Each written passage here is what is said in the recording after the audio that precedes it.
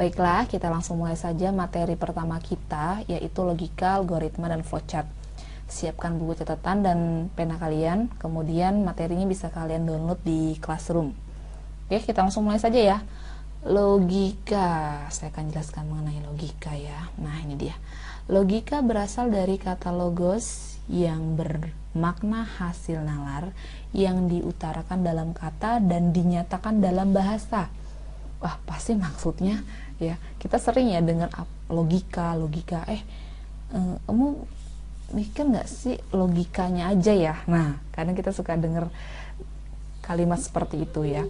Jadi logika ternyata berasal dari kata logos yang bermakna hasil nalar. Apa sih hasil nalar?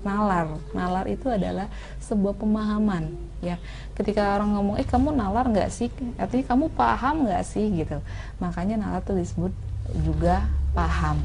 Ketika ada hasil nalar ya dari sebuah percakapan atau kejadian yang kamu utarakan dalam kata dan dinyatakan dalam bahasa, itulah yang dinamakan logika.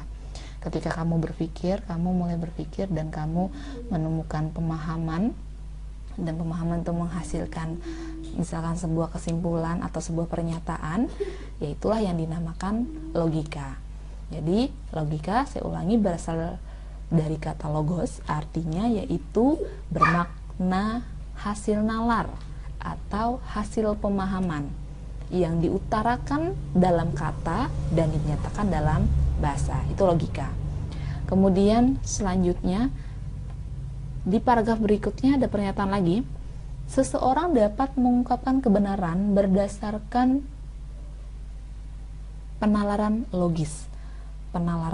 Jadi ternyata ketika kita mempunyai penalaran yang logis, kita bisa mengungkapkan kebenaran. Maksudnya penalaran logis itu apa sih? Nah, penalaran yang logis, penalaran tadi sudah kita bahas, penalaran itu adalah sebuah pemahaman ya. Ketika kita mempunyai pemahaman yang logis ini artinya adalah masuk akal. Ketika kita mempunyai pemahaman yang masuk di akal, misalkan kita diceritakan suatu kejadian atau kita melihat suatu kejadian, kita memahami hal tersebut dengan masuk akal ya, itu akan bisa mengungkapkan sebuah tadi kebenaran. Makanya pernyataan sini adalah seseorang dapat mengungkapkan kebenaran berdasarkan penalaran yang logis. Oke, selanjutnya logika disebut juga sebagai alat untuk menjaga dari kesesatan bernalar. Nah, ya nih paragraf yang terakhir, paragraf ketiga maksud ibu, logika disebut juga sebagai alat untuk menjaga dari kesesatan bernalar. Maksudnya apa nih? Nah, jadi logika sebagai alat untuk menjaga kesesatan. Nah, ketika kamu berpikir menggunakan logika kamu, itu artinya pemikiran kamu itu mengarah ke arah kebenaran. Jadi kamu tidak akan mengalami namanya kesesatan atau kesalahan dalam berpikir ketika kamu sudah memikirkan tersebut dengan logika, menggunakan logika kamu. Tapi ketika kamu tidak menggunakan logikanya kamu bisa jadi membuat sebuah kesimpulan yang salah. Nah, itulah mengapa di sini logika disebut juga sebagai alat untuk menjaga dari kesesatan bernalar atau salah dalam memahami sebuah kejadian ataupun sebuah cerita yang diceritakan oleh orang lain ya.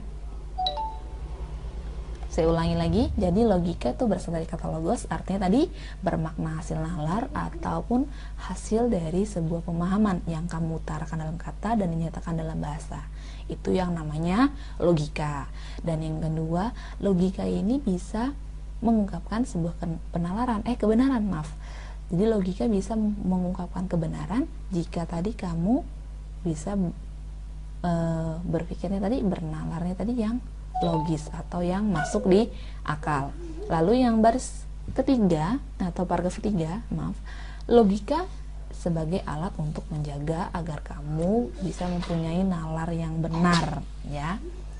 Oke, jadi kalau menurut ibu kesimpulannya dari pengertian logika ini adalah jadi kalau menurut saya logika sama dengan logos, sama dengan nalar, sama dengan logis. Oke, jadi dari penjelasan tadi, saya simpulkan bahwa logika sama dengan logos, atau logika berasal dari kata logos, yang artinya hasil nalar, dan sebuah nalar harus secara logis atau masuk akal. Jadi kesimpulan dari logika adalah ini, logika sama dengan logos, sama dengan nalar, sama dengan logis. Yang artinya tadi, logika berasal dari kata logos, yang bermakna hasil nalar, dan hasil nalarnya tadi harus logis atau masuk akal. Oke, baiklah, saya lanjutkan lagi ke penjelasan berikutnya. Nah, di sini beberapa manfaat yang akan didapatkan setelah mempelajari logika, antara lain sebagai berikut. Nah ya, ini ada 4 manfaatnya nih ketika kamu sudah mempelajari logika. Yang pertama, menjaga supaya kita selalu berpikir benar, ya, menggunakan asas-asas sistematis. Maka dari itu, ketika kamu menggunakan logika dalam berpikir, hasil dari nalarnya itu adalah sebuah kebenaran, ya, asalkan tadi kamu bernalarnya harus logis, ya. Kemudian menggunakan asas-asas sistematis, maksudnya ini adalah ketika kamu berpikir itu kamu menggunakan urutan atau langkah-langkah, ya. Oke, yang pertama kejadiannya diawali dengan seperti ini, kedua, ketiga, dan selanjutnya. Nah, itu yang dinamakan kamu berpikirnya secara sistematis. Kemudian yang kedua, membuat daya pikir menjadi lebih tajam dan menjadikan lebih berkembang. Ketika kamu menggunakan logika, ya, pemikiran kamu akan jauh lebih tajam dalam arti terasah.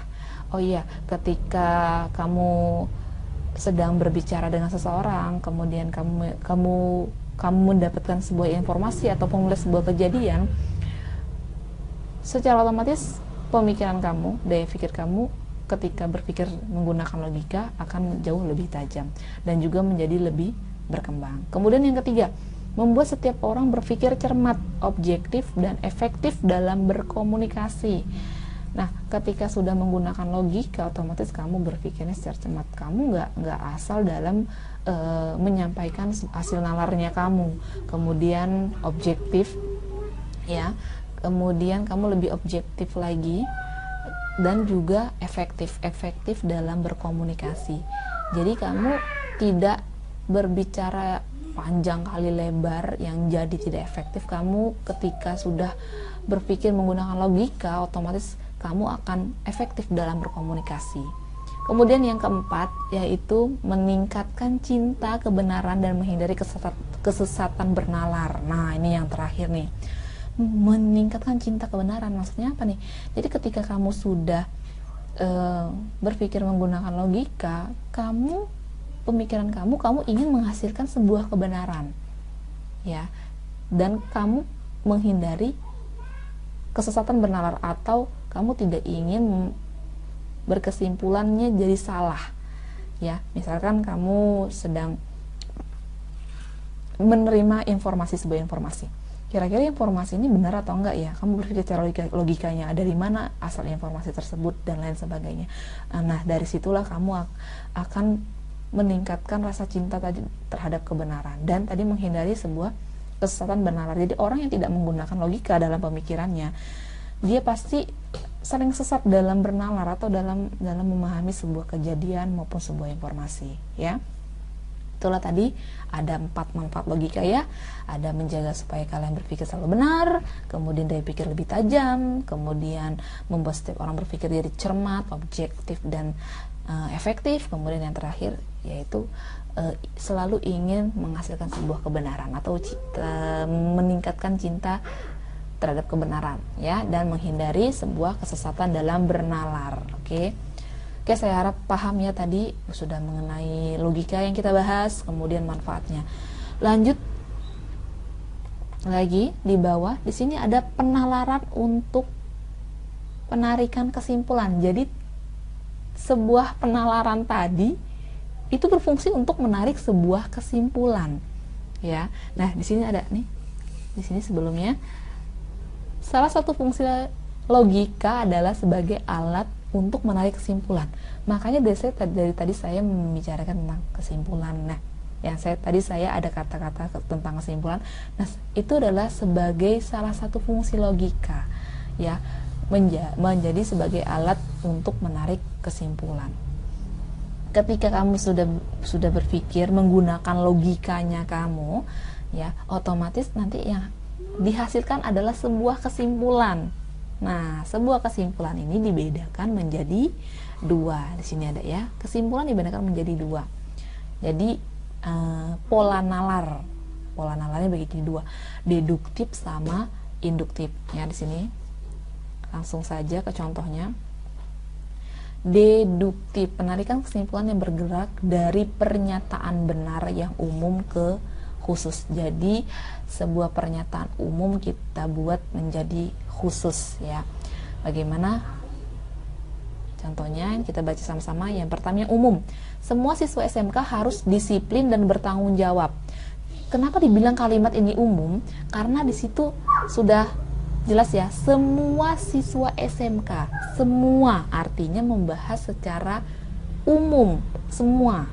Kemudian yang khusus, Sandi adalah siswa SMK. Kenapa dinyatakan kalimatnya khusus? Karena kita merujuk ke satu sosok yang bernama Sandi. Lalu hasil kesimpulannya apa? Semua siswa SMK harus disiplin dan bertanggung jawab. Sandi adalah siswa SMK. Jadi kesimpulannya adalah, kalau deduktif artinya kamu harus menghasilkan kesimpulan yang khusus. Berarti kita ambil dulu kata sandinya, Sandi. Lalu di umum dan khusus sama-sama memiliki kalimat siswa SMK, ya. Di sini yang saya blok. Nah, ini sebentar. Semua siswa SMK. Dan di umum, kemudian yang khusus siswa SMK. Jadi kalimat yang sama ini kita hapus. Ketika kita hapus, jadilah kesimpulannya adalah Sandi harus disiplin dan bertanggung jawab. Kenapa semuanya nggak kita pakai lagi, Bu? Karena deduktif tadi penarikan kesimpulan, ya, di atasnya nih, yang bergerak dari pernyataan benar yang umum ke khusus. Jadi artinya kita harus menghasilkan kesimpulan yang khusus, yaitu tadi khususnya adalah si Sandi tadi, ya, Sandi. Kemudian kita ambil lagi kalimatnya, harus disiplin dan bertanggung jawab. Kita tidak mengambil lagi kalimat siswa SMK-nya, karena siswa SMK-nya terdapat dua, ya, di umum sama di khusus. Jadi tidak mungkin kita masukkan di kesimpulan. Kalau ketika kita masukkan di kesimpulan, Sandi siswa SMK harus disiplin dan bertanggung jawab, berarti kita masukkan juga kata semua, ya kan? Sedangkan di sini harus merujuk ke khusus. Jadi saya ulangi, ketika ketemu sebuah kalimat umum dan khusus, Anda disuruh menarik kesimpulan secara deduktif, maka Anda harus menghasilkan kesimpulan kalimatnya harus merujuk ke khusus, ya. Di sini sudah ada contohnya, Sandi harus disiplin dan bertanggung jawab. Jadi kalimat tersebut kesimpulan tersebut merujuk pada satu siswa aja, yaitu si Sandi. Lanjut lagi yang induktif, ya, kita lanjut lagi ke induktif. Induktif, penarikan kesimpulan yang bergerak dari pernyataan benar yang khusus ke umum. Nah, kalau yang tadi kesimpulannya harus khusus, yang ini harus umum. Nah, ini contohnya, ya. Devi rajin belajar, dia mendapatkan hasil yang memuaskan. Yuda rajin belajar, dia mendapatkan hasil yang memuaskan. Devi, Yuda, itu kan kalimat khusus, ya, merujuk kepada satu anak. Kemudian ada Tika rajin belajar, dia mendapatkan hasil yang memuaskan. Sama juga, ya, itu kalimatnya khusus karena merujuk ke satu siswa atau satu orang. Jadi kita simpulkan bahwa Devi, Yuda, dan Tika ini adalah seorang siswa, ya. Jadi kesimpulannya, siswa yang rajin belajar akan mendapatkan hasil yang memuaskan. Nah, itulah penarikan kesimpulan untuk induktif, ya. Jadi kalau deduktif kamu harus menyimpulkan dengan kalimat khusus, kemudian kalau induktif kamu harus menyimpulkan dengan kalimatnya umum, ya. Siswa yang rajin belajar akan mendapatkan hasil memuaskan. Siswa artinya kan umum, ya. Ini membicarakan semua siswa. Oke, itulah mengenai deduktif dan induktif. Saya ulangi lagi bahwa tadi logika itu fungsinya adalah untuk menghasilkan atau menarik sebuah kesimpulan. Sebuah kesimpulan itu dibedakan menjadi dua pola nalarnya. Yang pertama ada deduktif, yang kedua ada induktif. Kalau deduktif, kalian harus menarik sebuah kesimpulan dengan kalimat khusus. Kalau yang induktif, kalian harus menarik kesimpulan dengan kalimat umum. Oke, paham ya? Oke, dilanjut lagi, ada tugas. Nah, ini dia tugasnya. Supaya kamu memahami mengenai deduktif dan induktif, ada tugasnya, carilah 5 contoh penarikan kesimpulan deduktif. Jadi kamu cari 5 contoh penarikan kesimpulan deduktif, 5 ya. Kemudian yang kedua, 5 contoh penarikan kesimpulan untuk induktif. Tugas ini kamu kerjakan di buku latihan kamu atau buku tugas kamu ya. Setelah dikerjakan, nanti difoto, kemudian dikumpul di kolom tugas logika, algoritma, dan flowchart ya di classroom ya.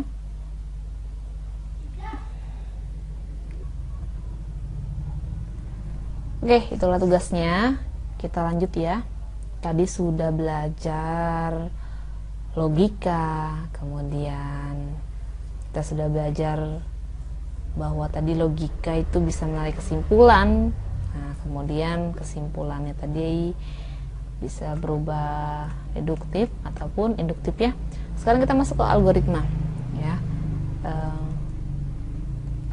Nah, tadi udah ketemu logika. Sekarang algoritma, apa sih algoritma ini? Oke, kita belajar sama-sama ya. Sini algoritma. Nah, ini selanjutnya akan membahas tentang bagaimana cara penyelesaian yang baik ya. Untuk mendapatkan cara penyelesaian yang baik dibutuhkan strategi atau langkah-langkah yang sistematis agar dapat memecahkan semua masalah. Di sini ya, nih saya blok kata-katanya. Nah, akan membahas tentang bagaimana cara penyelesaian yang baik. Nah, berarti algoritma ini adalah gunanya untuk menyelesaikan sebuah masalah. Kemudian cara menyelesaikan masalahnya tadi itu dibutuhkan sebuah strategi. Berarti algoritma juga bisa diartikan bahwa algoritma adalah strategi atau langkah-langkah yang sistematis untuk menyelesaikan sebuah masalah. Saya ulang ya, bahwa algoritma itu adalah sebuah strategi atau langkah-langkah yang sistematis berguna atau agar dapat memecahkan sebuah masalah. Nah, terus kemudian di situ ada kalimat yang namanya strategi atau langkah-langkah ya. Nah, langkah-langkah yang sistematis. Di sini saya blok. Nah, sistematis, apa sistematis? Saya tadi sudah bahas ya bahwa sistematis itu adalah berurut langkah-langkahnya. Nah, ini di bawah langsung aja ada contohnya. Dina adalah seorang siswa SMK ya. Setiap hari dia pergi ke sekolah, setelah itu melakukan sarapan ya. Nah, ketika Dina akan sarapan, yang tersedia hanya nasi tanpa sayur dan lauk. Kemudian terpikir oleh Dina untuk membuat tumis tauge tempe dengan langkah-langkah sebagai berikut. Nah, coba kita lihat langkah-langkahnya. Aduh, maaf kejauhan. Nah, di sini langkah-langkahnya. Nah, langkah-langkah ini coba kalian perhatikan ya. Di sini ada langkah yang pertama sampai dengan langkah sampai langkah ke-8. Nah, langkah-langkah inilah yang dinamakan algoritma. Jadi kalau kalian melihat langkah-langkah yang disusun secara berurutan atau secara sistematis ya untuk memecahkan sebuah masalah, itu namanya adalah algoritma. Jadi tadi dia mau masak ya, kalau nggak salah tadi ya. Jadi dia menyiapkan toge, cabai, dan bla bla bla yang diperlukan dia. Lalu langkah selanjutnya dia mengiris bawang, panaskan minyak, goreng tempe, tambahkan toge, kecap manis sampai dengan toge ditumis siap dihidangkan. Nah, itulah tadi yang namanya adalah algoritma. Ternyata mudah ya. Jadi algoritma itu sebuah strategi atau langkah-langkah secara sistematis untuk menyelesaikan sebuah masalah. Bagaimana contoh algoritma ini tadi? Nah, ini adalah algoritma nih. Langkah. Jadi ketika nanti kalian disuruh membuat sebuah algoritma, nah seperti inilah algoritma. Jadi kalian intinya adalah membuat langkah-langkah ya. Nah, di sini ada lagi pernyataan, algoritma adalah serangkaian langkah yang disusun menjadi urutan logis kegiatan untuk mencapai tujuan. Algoritma adalah serangkaian langkah-langkah. Bener nggak serangkaian langkah-langkah? Sudah bener ya? Ini contohnya ya, langkah-langkah ya, bener. Yang disusun menjadi urutan logis. Jadi dia urutannya masuk akal, ya. Urutan kegiatannya masuk akal ya, urutan logis kegiatan. Jadi kegiatannya masuk akal ya, untuk mencapai suatu tujuan. Kira-kira tujuannya apa sih ini tadi? Ini tujuannya adalah dia ingin membuat toge tumis. Jadi di sini pernyataannya betul bahwa algoritma adalah serangkaian langkah yang disusun menjadi urutan logis kegiatan untuk mencapai tujuan. Jadi tadi kalau yang pertama algoritma itu strategi atau langkah-langkah secara sistematis untuk menyelesaikan masalah. Tapi di sini juga ada pernyataan bahwa logika itu serangkaian langkah yang disusun menjadi urutan logis kegiatan untuk mencapai tujuan. Berarti sama-sama bahwa algoritma ini dibuat untuk mencapai suatu tujuan, ya, atau tadi untuk memecahkan masalah. Kemudian algoritma ini tadi dua pernyataan tadi mengenai algoritma, bahwa algoritma itu adalah serangkaian langkah-langkah, ya, urutan langkah-langkah. Jadi kalau ditanya apa sih algoritma? Algoritma adalah strategi atau langkah-langkah sistematis untuk memecahkan sebuah masalah. Dan juga algoritma itu langkah-langkah yang disusun menjadi urutan yang logis kegiatan untuk mencapai tujuan. Oke, lanjut lagi ya. Merupakan tindakan yang benar dan masuk akal. Jadi kita lihat lagi ke contoh, kembali lagi ke contoh ya. Masuk akal nggak sih abis dia nyiapin toge, tempe, cabe, bawang merah, bawang putih, lengkuas dan lainnya. Langkah selanjutnya yang dia lakukan adalah ngiris bawang merah, bawang putih, cabe dan lengkuasnya itu tadi. Ya. Kira-kira kalau kamu melakukan hal tersebut di rumah, itu urutannya benar nggak? Nah, kalau saya biasanya seperti itu ya. Itu urutan yang benar. Jadi makanya di sini algoritma yang baik merupakan tindakan yang benar dan masuk akal. Dan contoh yang ini termasuk algoritma yang benar dan masuk akal. Kemudian habis itu dia manasin minyak, goreng tempe, lalu nambahin toge dan lain-lain. Ini langkah-langkahnya sudah benar, logis, masuk akal. Yang nggak masuk akal adalah ketika kalau nomor 2 ini kamu ganti. Jadi seperti ini. Kamu ganti merebus mie misalkan, merebus mie. Nah ini malah nggak nyambung. Masa abis nyiapin toge, cabai dan bla bla bla ini tadi, langkah keduanya kok ngerebus mie. Nah ini yang tadi nggak nyambung atau bisa dibilang tidak masuk akal atau tidak logis ya.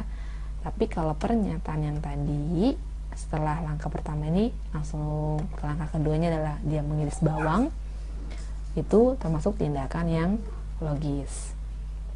Lanjut ya.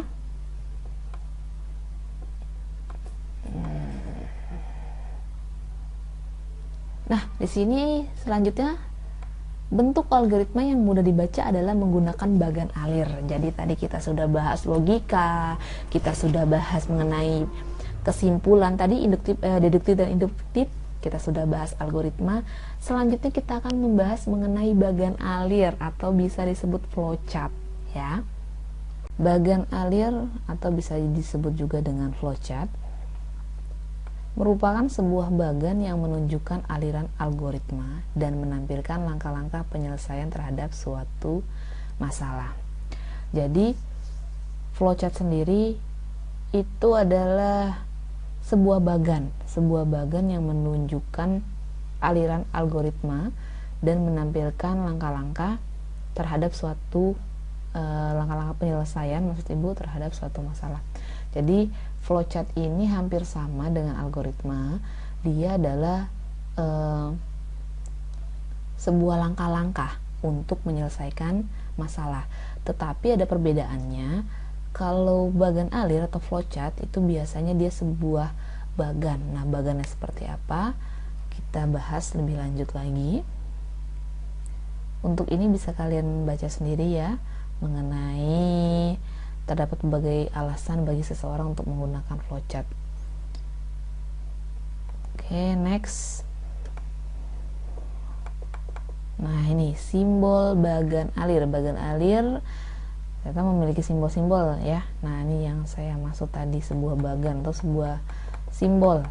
Jadi kalau misalkan algoritma itu tidak menggunakan simbol ya, tapi dia menggunakan kata-kata ya, sebuah kalimat, di flowchart dia menggunakan sebuah simbol. Tapi di dalam simbolnya ini harus diberikan juga sebuah kalimat. Misalkan di sini simbol flowchart yang pertama yang sering akan kalian gunakan, ini simbolnya pertama namanya terminator. Dia untuk mulai dan mengakhiri. Jadi setiap membuat sebuah flowchart itu pasti yang paling awal, paling pertama adalah simbol terminator, dan yang paling akhir juga menggunakan simbol terminator. Nah, kemudian misalkan simbol ini diletakkan pertama kali untuk membuat flowchart, berarti di dalam simbol ini nanti ada bacaannya atau ada kata atau kalimat mulai. Ketika ini dipakai untuk mengakhiri flowchart, di dalam simbol ini tertulis akhir. Nah, kemudian lanjut, ini ada simbol proses. Nah, simbol flowchart ini harus kalian pahami, harus kalian kuasai. Kenapa? Karena ketika membuat flowchart nanti tidak perlu untuk melihat catatan lagi. Jadi harus benar-benar hafal ya mengenai simbol-simbol flowchart ini. Jadi yang pertama tadi terminator ya, kemudian ini adalah simbol proses, di mana nanti di dalam kotak ini akan ada sebuah kalimatnya mengenai kalimat proses. Misalkan kayak tadi ya, siapkan bumbu-bumbu misalkan, atau iris bawang putih, bawang merah. Nah, itu adalah sebuah proses, dan sebuah proses menggunakan simbol seperti ini ya, segi 4. Lanjut lagi, ada simbol selanjutnya namanya simbolnya keputusan atau decision. Nah, ini gunanya adalah untuk menuliskan keterangan kondisi.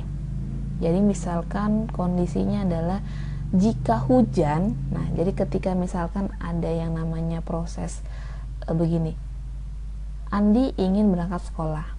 Jika hujan, maka ia akan berangkat menggunakan payung atau jas hujan misalkan ya.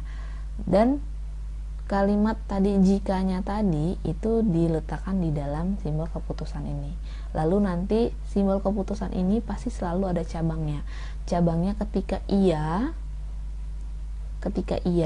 apa yang akan dilakukan, proses selanjutnya ketika tidak apa yang akan dilakukan ya. Lanjut lagi, di sini ada sub proses ya, simbol yang dapat dibuat menjadi lebih detail. Kemudian ini simbol dokumen. Simbol dokumen itu misalkan begini, misalkan kalian membuat sebuah flowchart yang menghasilkan lembaran dokumen, misalkan kegiatan seperti penerimaan siswa ataupun pendaftaran misalkan pendaftaran mahasiswa baru ya. Nah, itu kan pasti ada yang namanya berkas yang diberikan. Nah, kalau kamu mau membuat langkah-langkahnya dalam bentuk flowchart yang pastinya menghasilkan berkas, itu menggunakan simbol dokumen. Lanjut, ini simbol data. Nah, simbol data ini, atau biasa kalau saya sering sebut adalah ini simbol input ya. Input dan output. Nah, jadi simbol input output ini kira-kira isinya seperti ini. Kalau misalkan ada yang namanya data yang harus diinput, maka menggunakan simbol ini. Misalkan input nama siswa, input kelas siswa, kemudian output. Nah, kalau output misalkan outputnya nanti proses itu outputnya adalah misalkan nanti keluarlah file yang namanya file penerimaan siswa misalkan. Nah, itu nanti menggunakan simbol data, atau kalau saya sering menyebutnya simbol input dan output. Kemudian ini tabung ini itu database. Jadi kalau misalkan ada langkah-langkah yang perlu menggunakan database ya, menggunakan simbol seperti ini. Kemudian ada tampilan atau display. Nah, ini displaynya, misalkan displaynya apa, layar TV atau layar monitor, atau outputnya misalkan proyektor atau apa ya. Kemudian selanjutnya ada kartu ya. Simbol ini digunakan untuk sama sih tadi, masukkan dan keluaran juga. Kemudian di sini ada petunjuk. Nah, ini hal yang paling penting. Ketika sebuah flowchart tidak ada yang namanya penunjuk seperti ini, itu berarti flowchartnya dikatakan salah. Ketika dia ada petunjuk seperti ini petunjuk ini fungsinya itu untuk mengarahkan, untuk menghubungkan. Kira-kira habis langkah ini ke langkah A misalkan, selanjutnya tuh langkah apa lagi nih. Nah, itu ditunjukkan oleh si penunjuk alir ini. Ketika ini nggak ada, berarti itu bukan flowchart. Ya, flowchartnya dinyatakan salah. Kemudian ini ada masukan manual atau inputan manual. Jadi kalau misalkan ada kamu membuat sebuah langkah-langkah, ada di situ ada input secara manual, ada yang misalkan input secara sistem. Nah, kalau input secara manual ini adalah misalkan penerimaan siswa ya, penerimaan siswa harus mengisi data diri ya. Data dirinya ada sebuah form. Nah, itu kalian bisa menggunakan simbol manual input seperti ini. Kenapa dikatakan manual input tadi? Karena tidak menggunakan sistem, dia menggunakan secara langsung ya, atau menggunakan form yang sudah disediakan.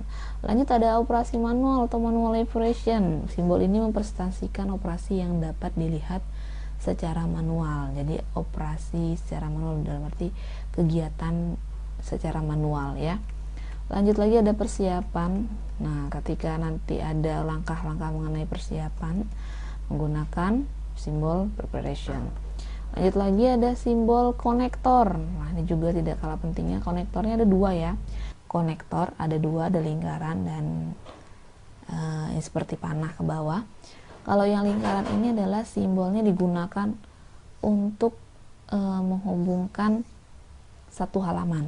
Nah, misalkan kamu mengerjakan flowchart ya, sebuah kertas flowchart, kamu membuat flowchartnya di sisi sebelah sini, lalu tidak muat, sudah sampai bawah, tapi masih langkah-langkahnya itu masih berlanjut, berarti kamu lanjutkan lagi ke sampingnya sebelah sini.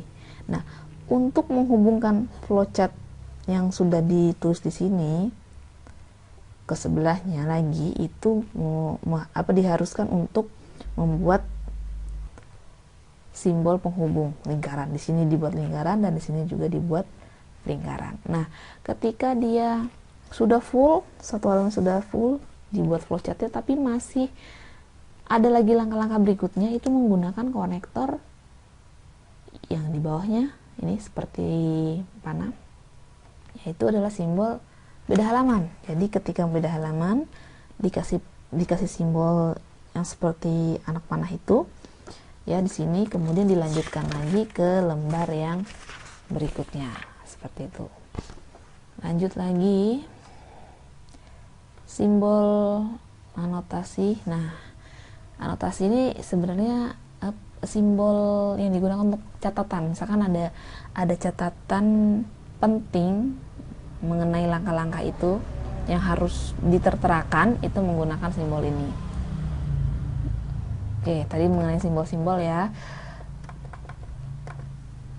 Lanjut, ini contohnya. Nah, ini ada contoh berangkat ke sekolah ya. Nah, kita langsung ke sininya saja. Ini kalian bisa baca sendiri kalimat yang ini. Kita langsung ke sini. Nah, ini dia contohnya. Pertama di situ persiapan sekolah. Jadi dimulai dari persiapan sekolah dan diakhiri dengan sampai di sekolah. Nah, misalkan kalian ingin membuat sebuah flowchart, tadi kan saya sudah bilang ya, sebenarnya flowchart yang baik itu ini tidak perlu ditulis persiapan sekolah, tapi langsung saja ditulis mulai dan ini selesai. Tapi kalau misalkan ingin seperti ini juga, ini tidak juga disalahkan juga, tapi yang baik adalah ini diganti dengan mulai dan ini diganti dengan selesai. Oke, persiapannya mandi, sarapan, lalu berangkat ke sekolah. Nah, ini kan urutan langkah-langkahnya ya. Jadi dia sebelum mau sampai ke sekolah tuh dia dari rumah mandi, sarapan, berangkat ke sekolah. Nah, ini merupakan simbol proses tadi ya, yang lebih detail tadi ya, sub apa tadi namanya ya. Nah, coba kita lihat di sini. Oke, sub proses ya. Nah, proses mandi ini tadi ya, mandi sampai dengan ke sekolah ini tadi ya, ini adalah algoritmanya nih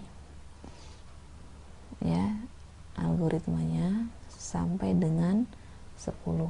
Nah, ini lebih detail ya algoritmanya, mengurutkannya menggunakan sebuah simbol. Jadi ketika kamu sudah bisa membuat sebuah algoritma, kamu tinggal menuangkannya ke dalam bentuk flowchart. Nah, bentuk flowchart ini tinggal menggunakan sebuah simbol. Kira-kira yang langkah pertama, siapkan peralatan mandi, misalkan handuk, pakaian ganti, sabun, dan lain-lain. Ini kan adalah persiapan. Nah, simbol persiapan seperti apa? Nah, tadi kita sudah belajar ya, bahwa simbol persiapan seperti ini. Dibuatlah simbol ini, lalu di dalam simbol tersebut dituliskan siapkan peralatan mandi. Lalu selanjutnya masukkan kamar mandi. Masuk kamar mandi. Ini setelah semua siap, masuklah ke kamar mandi. Masuk ke kamar mandi itu apa? Masuk ke kamar mandi adalah sebuah proses. Makanya di sini menggunakan simbol proses ya. Dan seterusnya seperti itu sampai dengan keluar kamar mandi. Tapi saya ingatkan kembali bahwa flowchart yang baik adalah diawali dulu dengan simbol mulai di area sini, kemudian di area sini diakhiri dengan simbol selesai. Kemudian flowchart untuk contoh yang di materi ini, itu flowchart itu berbentuknya kan dia ke samping ya, ke samping seperti ini, ke samping lalu dilanjutkan ke bawah. Tapi kalau kalian ingin membuatnya dari atas ke bawah, itu juga tidak disalahkan. Biasanya orang-orang yang sudah sering membuat flowchart, mereka lebih suka flowchartnya mengarah ke bawah, jadi dari atas ke bawah. Oke, lanjut ya. Nah, ada tugas. Nah, ketemu tugas nih. Saya sudah banyak menjelaskan ya. Saya harap Anda mengerti apa itu logika, algoritma, dan juga flowchart. Logika itu intinya adalah hasil nalar, kemudian algoritma itu adalah langkah-langkah yang disusun secara sistematis untuk menyelesaikan sebuah masalah.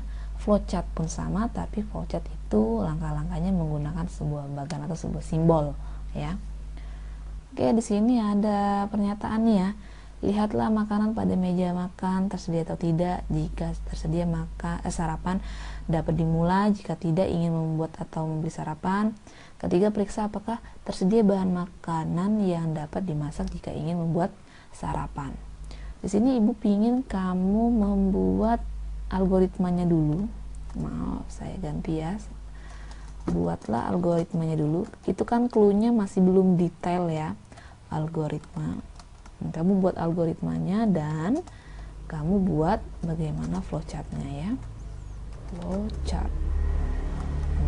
Kamu buat algoritma dan flowchart dari pernyataan di atas. Di atas. Nah, kemudian buatlah algoritma dari flowchart di bawah ini. Jadi nah ini udah ada flowchartnya. Kamu tinggal disuruh membuat algoritmanya ya. Di sini flowchartnya, periksa kondisi sepeda, kondisinya baik. Jika kondisinya baik, nah tadi saya bilang ya bahwa simbol ini adalah simbol keputusan atau decision, simbol kondisi. Di sini kondisinya baik.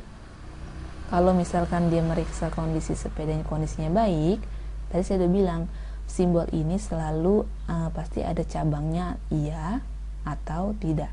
Jadi jika iya dia berangkat, jika tidak maka dia memilih naik angkot. Ketika naik angkot, jika iya ada angkotnya dia pilih angkot, jika tidak ada angkot dia ada pilihan lain yaitu naik ojek. Ketika ojek tidak ada ya dia tentukan pilihan lain, ketika ada ya dia milih naik ojek. Nah sekarang di soal nomor 2 kamu disuruh membuat algoritmanya ya, urutan atau langkah-langkahnya ya dalam sebuah kalimat. Buatlah algoritmanya dari simbol atau dari flowchart ini ya.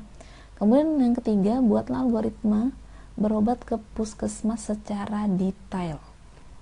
Ya, saya rasa Anda semua pasti pernah ke puskesmas, atau kalau tidak pernah sama sekali ke puskesmas, Anda cari-cari gimana sih urutan misalkan ke puskesmas itu, langkah-langkahnya dari datang ke puskesmasnya sampai ke puskesmas. Ya, itu kemudian ngambil nomor antrian, kemudian kamu mendaftarkan diri, dan terus sampai dengan kamu selesai berobatnya di puskesmas ya.